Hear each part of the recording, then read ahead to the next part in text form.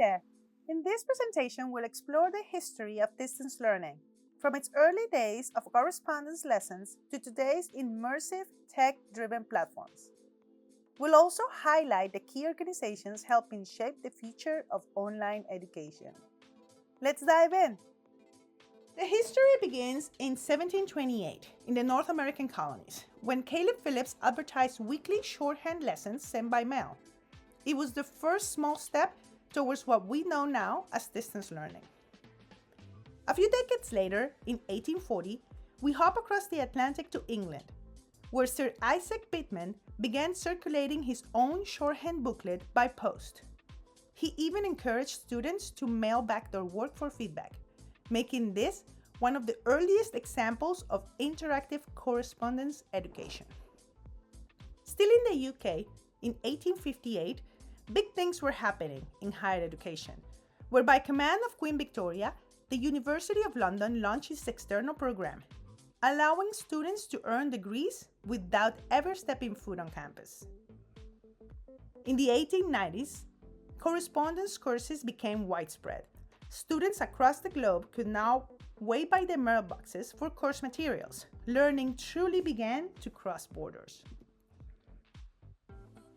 In 1892, the idea of distance education finally got its name.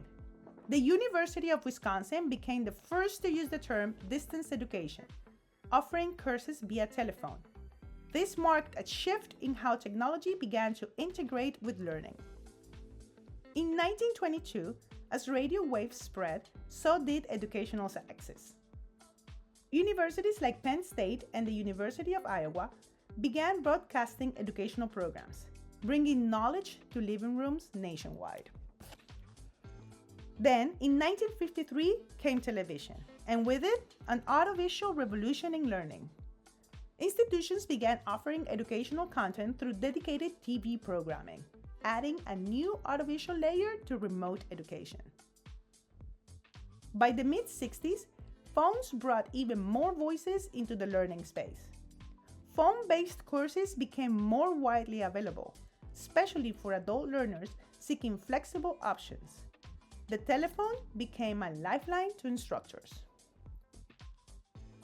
Back in the UK, in 1969, the Open University was founded, an initiative led by Prime Minister Harold Wilson's Labour government. It became a global pioneer in structured, large-scale distance education.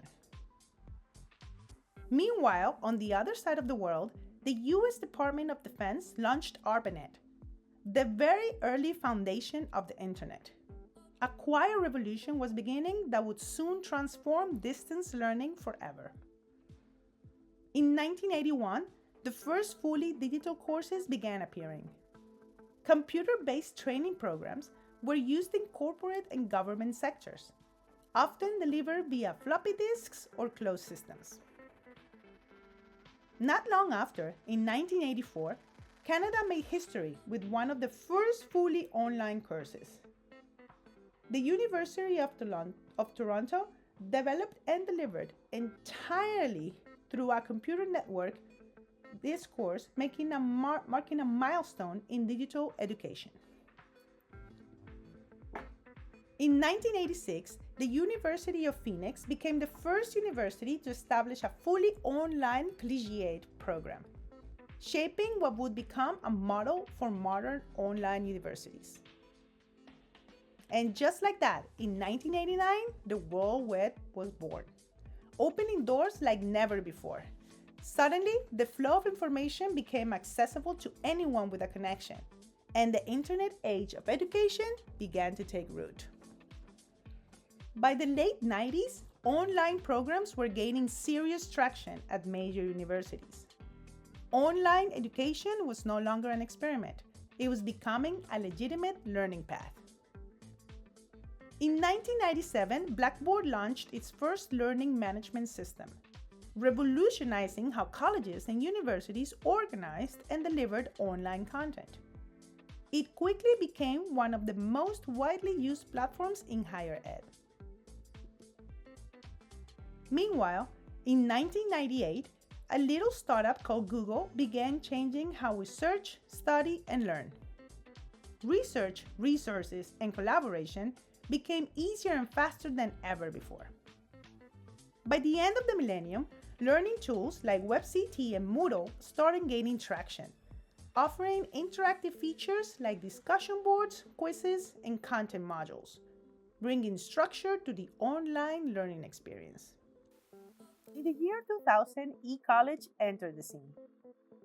It became one of the first companies to provide a complete course management system specifically designed for online higher education, contributing to the growth of fully online degree programs.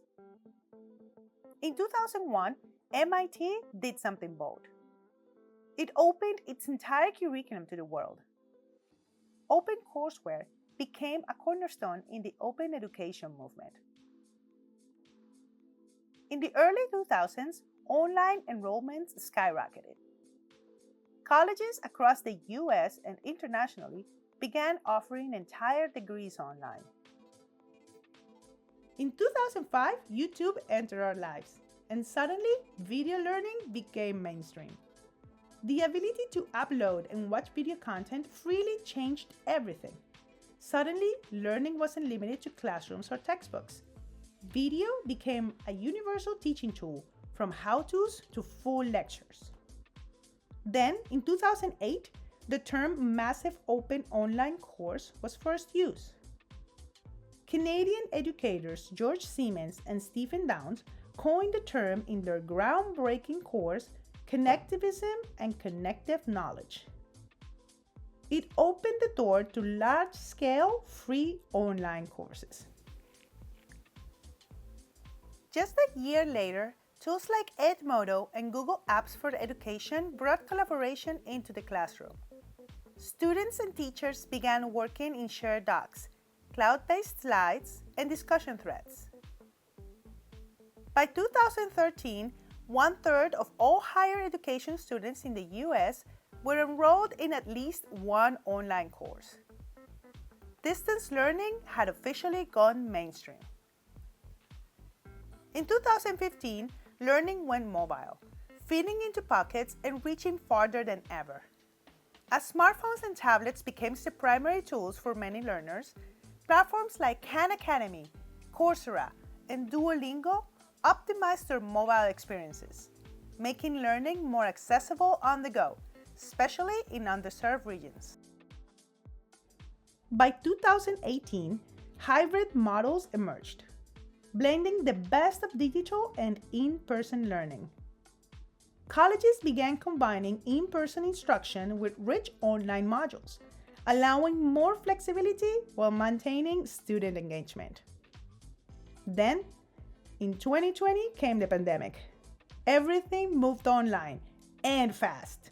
In response to it, schools and universities worldwide were forced to shift online almost overnight.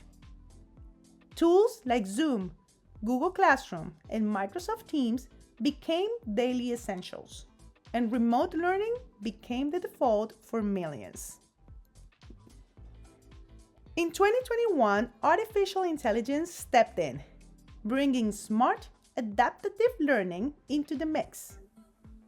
AI-powered platforms like Duolingo, Khan Academy AI Tutor, and adaptive learning systems began tailoring content in real time, shaping personalized educational experiences for learners across all levels.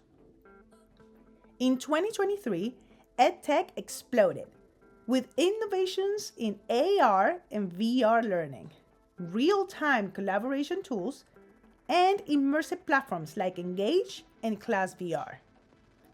These new developments are bringing virtual classrooms and training simulations into mainstream use. Just last year, in 2024, the lines between learning and entertainment began to blur. Platforms like Roblox Education or Minecraft Education Edition and mobile learning apps embraced game-based mechanics and social interaction to boost engagement and retention. And here we are. Distance learning isn't just growing, it's evolving into something limitless. From AI tutors to virtual reality classrooms, Today's online learning experiences are more personalized, immersive, and accessible than ever before. Now, let's dive into the organizations that support, guide, and help shape the field of distance and technology-enhanced education. These key organizations provide the standards, research, training, and resources that keep online learning effective, innovative, and always evolving. The first one is Quality Matters. Quality Matters is a nonprofit organization focused on ensuring quality in online and blended learning. Its primary activity is the development of research-supported rubrics and peer review processes to certify the quality of online courses and programs. QM also offers professional development, workshops, and a network of certified peer reviewers. The next one is Online Learning Consortium. The OLC is a collaborative community of higher education leaders and innovators. It promotes quality digital teaching and learning experiences designed to reach and engage the modern learner. OLC offers conferences, publications, research, and professional development focused on best practices in online education. Next is the University Professional and Continuing Education Association. The UPCEA supports professional, continuing, and online education by connecting higher education institutions with innovative strategies and resources. It offers leadership training, policy advocacy, and research for those leading online and adult education initiatives. WCET is a division of the Western Interstate Commission for Higher Education. It supports the effective use of technology in higher education through policy development, research, and communities. WCET is known for its focus on practical implementation, digital learning policy, and student success frameworks.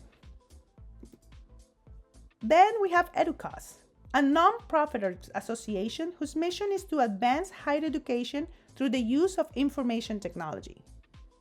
It serves IT leaders and professionals by providing resources such as reports, toolkits, and events focused on innovation, cybersecurity, data, and digital transformation in higher ed. Then is the International Society for Technology in Education.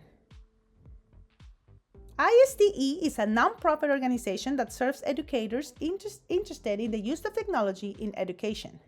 It sets standards for the use of technology in teaching and learning, offers professional development, and hosts one of the largest EdTech conferences globally.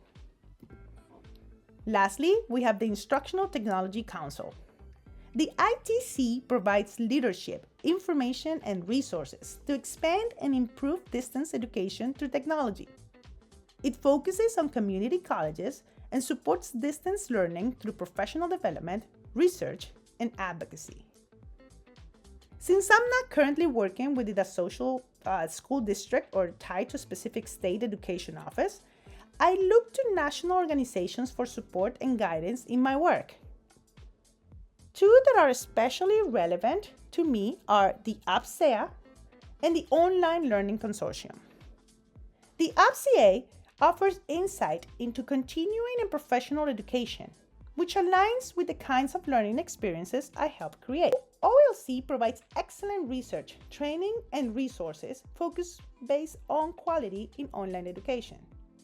Because I work in instructional design in a real-world, project-based setting, both organizations help me stay up to date on the latest tools and engage in strategies to make learning materials more effective and engaging. Thank you so much for watching. I hope this was as insightful and inspiring for you as it was for me to put together. See you next week.